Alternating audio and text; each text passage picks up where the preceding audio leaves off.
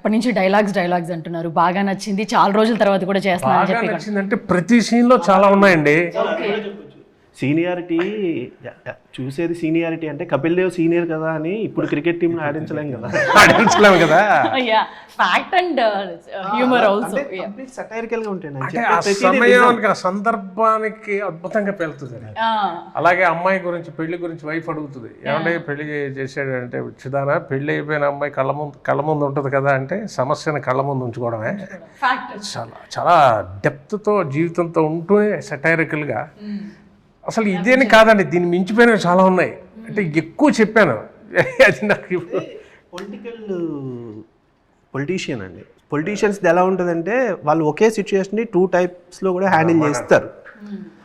So ఆయన దగ్గరికి ఒకడు వచ్చి వెళ్తుంటే పిలుస్తాడు, ఎరా కనిపించట్లేదు ఏమైంది అని అంటే, మా అమ్మకి హెల్త్ బాగాలేదు సార్, హాస్పిటల్లో ఉంది అంటే, అవునా అయ్యో సరే డబ్బు ఏమన్నా అవసరమైతే వచ్చి ఇంటికి వచ్చి అడిగి తీసుకెళ్ళు అంటే, అయ్యో వద్దు సార్ అన్నారు, ఆ మాట అన్నారు చాలా అని వెళ్ళిపోతాడు. జస్ట్ అతను అలా వెళ్తాడు, ఇంకొకటి పరిగెత్తుకుంటే ఈయన దగ్గరికి వస్తాడు, సార్ మీ గురించే వస్తున్నాను. ఏంట్రా? అదే అమ్మకి బాగాలేదండి, హాస్పిటల్లో ఉందంటే, అవునా సరే ఫోన్ చేసి చెప్తాను, రాజమండ్రి పెద్ద హాస్పిటల్ తీసుకెళ్ళు, వాళ్ళు చూసుకుంటారు అంటే సరేనండి అని వెళ్ళిపోతాడు. అసిస్టెంట్ అడుగుతాడు, సార్ ఇద్దరిది ఒకటే సమస్య, వాడికి డబ్బులు ఇస్తానన్నారు, వీడికేమో జస్ట్ ఫోన్ చేసి చెప్పేస్తానన్నారు. ఎందుకు సార్ అంటే, వీడికి ఆత్మాభిమానం ఎక్కువ, డబ్బులు ఇస్తానన్నా తీసుకోడు, వాడికి అవసరాలు ఎక్కువ. డబ్బులు ఇస్తానన్నాను అనుకో మొత్తం మన దగ్గరే మొత్తం లాగేస్తాడు. అంటే మీరు రాజకీయాలు బాగా నేర్చేసుకున్నారండి అని. అలాంటివి చదవకపోతే జనం మనల్ని దేకించేస్తారు. అంటే ఒక క్యారెక్టరైజేషను, ఆయన అందాక అన్నారు బాగా రాశారు అని, ఒక ఆర్టిస్ట్ ఈ క్యారెక్టర్ చేస్తున్నారు అన్నప్పుడు అది ఆయన నోట్లోంచి ఇలాంటి డైలాగ్స్ వస్తే బాగుంటుంది అన్నప్పుడే ఏ రైటర్ కన్నా పెన్ను కదులుతుంది. ఎందుకంటే నాకు ఇందులో ఆయన ఇందాక చెప్పినట్టు ఒక హైలైట్ ఏంటంటే, రావు గోపాలరావు గారు అంటే మేము కాలేజీలో చదువుతున్నప్పుడు పిచ్చి. యమగోళ డైలాగ్స్ అవ్వచ్చండి, ముత్యాలు, ఆయన టైమింగ్ వేరు, ఆయన టైమింగ్ ఈయనకు ఉంది. నా అదృష్టం ఏంటంటే వీళ్ళిద్దరిని ఒకే స్క్రీన్లో చూపించే అవకాశం లేదు, కానీ నేను ఒక సీన్ అలా డిజైన్ చేసుకుని వీళ్ళిద్దరూ ఒకే సీన్లో ఉంటారు.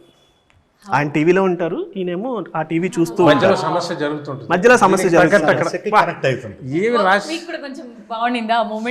సర్ప్రైజ్ మూమెంట్ అండి. ప్లస్ ఆయన కనెక్ట్ చేసిన, అదే నేను చెప్పాను, చేస్తుంటే కనెక్ట్ చేసిన విధానం అది సిచ్యువేషనల్గా ఉంటుంది. రాయాలని రాసినట్టు ఉండదు సీను, కోరుండి ఒక డైలాగ్ కోసం సీన్ రాయరు ఆయన, ఆ సిచ్యువేషన్ ఇమిడియట్గా రాయడం అది చాలా మెచ్యూరిటీ నా ఫీలింగ్.